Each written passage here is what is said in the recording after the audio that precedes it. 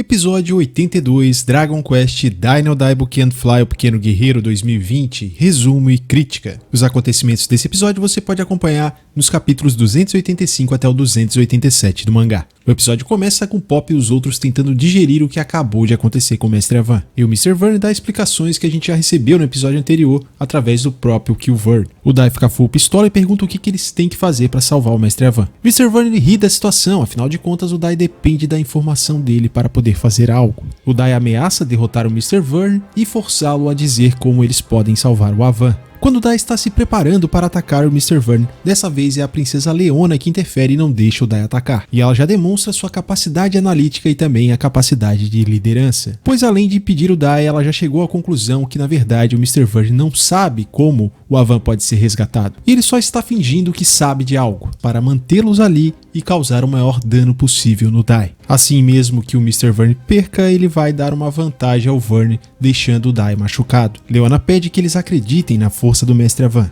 e afirma que eles precisam chegar no Rei das Trevas o mais rápido possível. Man condena a conduta da Leona. Pop acaba concordando com a mãe, embora ele saiba que a princesa está certa. E a mãe, sendo mais emocional, acaba dizendo que eles não podem sair dali sem fazer uma tentativa de ajudar o Avan. Em pensamentos, o Dai também concorda e fica ali tentando arrumar uma justificativa para continuar lutando com o Mr. Verne. Mais uma vez, o Dai está prestes a sacar sua espada enquanto o Mr. Verne acaba rindo, afinal de contas eles estão fazendo o que ele quer. E provoca os discípulos de Avan para que ataquem ele. A princesa tenta impedir, Mr. Verne já se prepara e o Dai parte para cima dele. Mas antes do Dai alcançar o Mr. Verne, vemos que algo foi lançado no chão e causou uma explosão. De modo que o Dai para o seu ataque e o próprio Mr. Verne também fica parado. E logo vemos uma pena de prata fincada no chão. Todos ficam surpresos, principalmente o Dai, que constata que aquela pena é do Mestre Avan. Quando ele olha para trás, ele vê que foi a princesa Leona que lançou. Pop pergunta por que a Leona está com as penas do Avan. Temos um close na Leona e a cena se encerra. Em relação ao mangá, que o anime tem um certo problema de tradução. Afinal, o Dai já havia feito a pergunta, o mais correto ficaria ali como foi no mangá,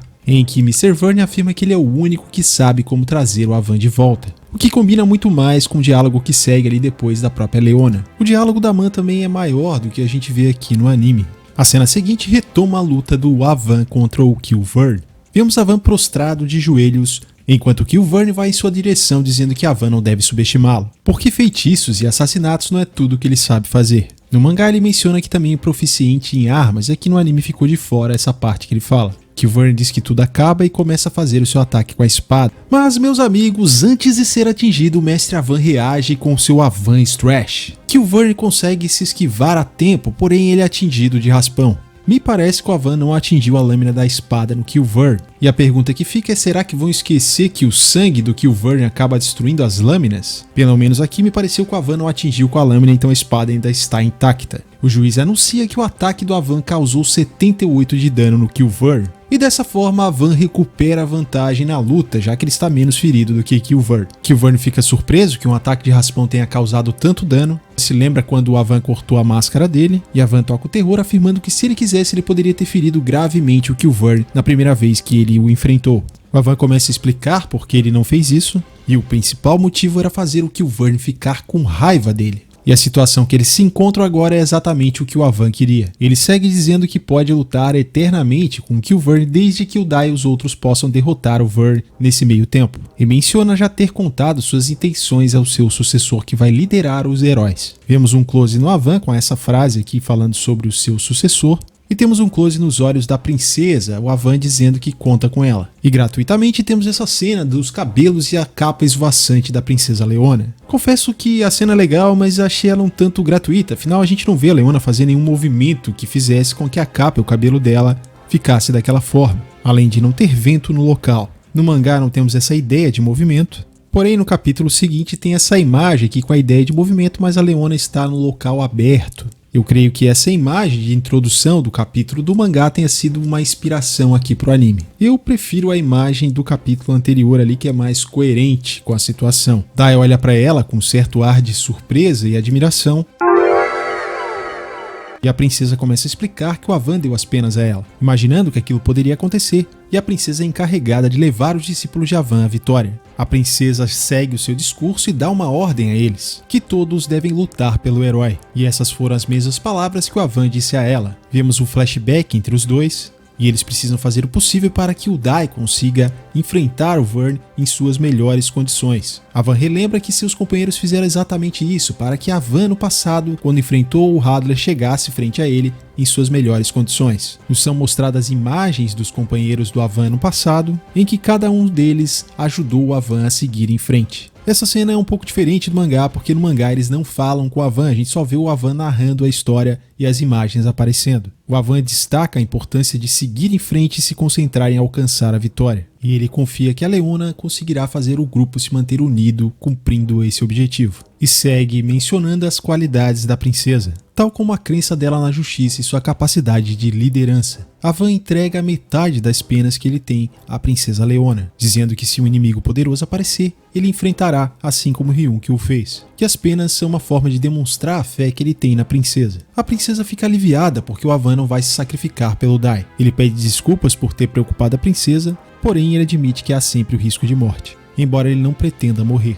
E Leona diz que se ela for arriscar a vida, será pelo herói, demonstrando que entendeu o que eles precisam fazer para que o Dai vença o Rei Vern. Após esse diálogo com a princesa, o Avan diz que vai ensinar ela a desarmar as armadilhas. E dessa forma se encerra o flashback. Em relação ao mangá, eles deixaram de fora uma coisa que eu gostei, que está no mangá e não apareceu aqui no anime. O Avan comenta com a princesa no mangá que ele treinou o Dai por apenas 3 dias. E o Dai já seguiu pronto para levar a marca de Avan. Mas parece que a princesa está quebrando esse recorde. A princesa segue seu discurso e finalmente consegue convencer o grupo do Dai a seguir o que ela está dizendo, que eles devem lutar assim como a Van está lutando pelo herói. Mr. Vern diz que eles podem gritar o que quiserem e isso não vai mudar nada. Ele aproveita que o Dai está de costas e distraído para atacá-lo. Porém, o herói do herói intercepta o ataque antes que ele atinja o Dai. Leona grita pelo Pop, o Dai também, e o Pop diz que vai segurar o Mr. Vern, mesmo sabendo que ele é um adversário muito difícil. Pop fará o possível com a sua teimosia. Ele afirma que não é tão bom quanto o mestre ou o próprio mentor dele, porém pode fazer o mesmo que o Ryunkyo fez. No mangá, ao invés de teimosia, o Pop usa a palavra orgulho, diz que o orgulho dele não vai permitir que ele perca. Manda um leve soco no rosto do Pop e ajuda ele a deter o Mr. Vern, porém censura a atitude do Pop de se comparar ao Ryunkyo e diz que isso não vai convencer ela a se apaixonar pelo Pop e que ele não deve imitar os outros, apenas mostrar do que é capaz. No mangá, o diálogo também é um pouco diferente. Ela fala que não vai ficar impressionada com o Pop competindo com o Ryunkyo e voltando ao anime, a Man acaba puxando o bastão e Pop começa a pensar que com a ajuda da Man eles poderão derrotar o Mr. Vern. Pop fala que a Man atrapalhou o momento que ele estava fazendo pose. Pop e Man se encarregam do Mr. Vern para que Dai, Leona e Gomi sigam em frente. O Dai segue em frente, mas continua preocupado com Man e Pop. O Mr. Vern chama pelo Dai para que ele não siga em frente, tentando jogar com o psicológico do Dai. Pop questiona porque o Dai ainda está hesitando e Man se desculpa com a Leona, demonstrando agora que confia na Leona para que ela siga guiando o Dai, que por sua vez novamente segue caminho, enquanto Mr. Vern diz que quando o Dai ouvir o grito de seus amigos ele voltará. Temos um alívio cômico com Pop, dizendo para eles mostrarem a força combinada do futuro casal, em que ele até manda um beijo para a Man. Ela fica vermelha e diz pro Pop olhar para frente. A Leona tenta tirar a preocupação do Dai, e o Dai menciona que ele está preocupado porque o Mr. Vern é o último pilar antes do Vern. Pop e Man tentam pensar como eles vão derrotar o Mr. Vern e chegam à conclusão que é melhor o Pop distrair o Mr. Vern e a Man dar o golpe final, já que há o risco do Medoroa do Pop ser refletido pelo espelho de Chahal. E a Man relembra de quando ela viu o rosto do Mr. Vern, concluindo que seu golpe será efetivo por ele ser um ser vivo, talvez um demoníade ou humano. Mr. Vern se gaba que ele poderia ir facilmente atrás do Dai, porém ele disse que o Jardim Branco seria o túmulo deles, e seria injusto mudar o local. E a ideia dele é matar os dois para que o Dai volte e ele possa matar o Dai ali. Pop e Man ficam full pistola, e o Mr. Vern chega a completar o que a Man estava dizendo, como se estivesse entediado e dizendo que eles são muito previsíveis. Ele desdenha dos dois e afirma que talvez alguém com habilidade como a do Lomberuki poderia ter sucesso, mas os dois só servem como distração, e lança uma previsão de que vai matá-los sem dar um único passo. Temos esse quadro com a postura bizarra do Pop, algo que no mangá não tem nada parecido.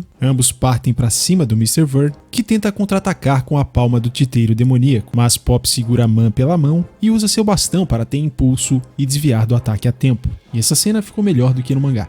Meus amigos, o Pop conseguiu desviar da palma do titeiro demoníaco. Ele solta o bastão e fica voando, provoca o Mr. Vern dizendo que não é difícil quando se sabe como funciona o ataque, Ele ataca com o Io, também conhecido como Bang, mas usar o Kabum na legenda. Mr. Vane repele o ataque facilmente, e no maior estilo Dragon Ball Z, o Pop segue atacando, enquanto Mr. Vane diz que os feitiços são insignificantes. E a diferença do Pop para um Guerreiro Z é que ele sabe que esses ataques são inúteis. Porém, ao contrário de um personagem de Dragon Ball Z, o Pop sabe usar o ataque com um objetivo, que no caso é apenas deixar o Mr. Vane ocupado. E funciona perfeitamente porque a Man consegue uma brecha para atacar o Mr. Vane. Ela acerta o punho refrator de raspão, rompendo pedaços do tecido do traje do Mr. Vane e revelando parte de seu rosto, deixando o Mr. Vane por um momento paralisado. Pop grita para que a Man aproveite a brecha, e a Man acerta em cheio o punho refrator no rosto do Mr. Vane. A energia gerada pelo golpe é tão grande que chama a atenção de Dai e Leona. Para a surpresa de Dai e da Man, vemos que Mr. Vane está com um leve sorriso no rosto e não sentiu nada do ataque. Mr. Vane usa suas garras para capturar a Man. Pop também é capturado e lançado ao chão, e Dai fica preocupado com os dois. Mr. Vane começa a espremê-los para que eles gritem. Pop pede que o Dai esqueça eles e vá em frente, mas Dai começa a voltar. Pop percebe que o Mr. Vane não apertou com tanta força para que eles pudessem continuar gritando, e conclui que assim que o Dai voltar, o Mr. Vane irá matá-los. Mr. Vane diz que a previsão dele se concretizou. Pop começa a ficar desesperado e grita para que o Dai não venha. Enquanto o Dai corre, Mr. Vane dá aquela gargalhada típica de vilão, tornando a situação ainda mais tensa. É então que vemos um raio vermelho chegando de trás. E é claro, podemos identificar que é o ataque do Lahart, que segue partindo do chão indo na direção do Mr. Vane, fazendo com que ele tenha que se mover. E assim ele acaba soltando os dois, e vemos que Lahart pega os dois no ar, salvando Pop e Man. Por um momento os dois pensam que é o Ryunkyo, mas Pop vê que não se trata de Ryunkyo, e aos poucos o rosto de Lahart aparece. E dessa forma o episódio se encerra. Sobre a crítica do episódio, esse foi mais um bom episódio com uma boa adaptação. Como sempre, pequenas diferenças de diálogos. É uma pena que tiraram o diálogo entre a Van e a Leona quando ele diz que ela vai bater o recorde do Dai. Apesar de não fazer falta no anime, enfatizava ainda mais que agora a Leona é uma verdadeira discípula de Avan, treinada por ele. Temos que dar um destaque para Leona nesse episódio, demonstrando a sua maturidade, apesar de ainda ser tão jovem, também ela consegue ter esse lado dela mais analítico e racional, além da sua capacidade de liderança. Eu gostei também de ver o Pop salvando o Dai mais uma vez. Eu já tava com saudade disso, fazia tempo que nós não tínhamos aí o grupo do Dai, e eu não sei você, mas eu fiquei um pouco intrigado com o fato do Mr. Vane querer tanto ganhar tempo.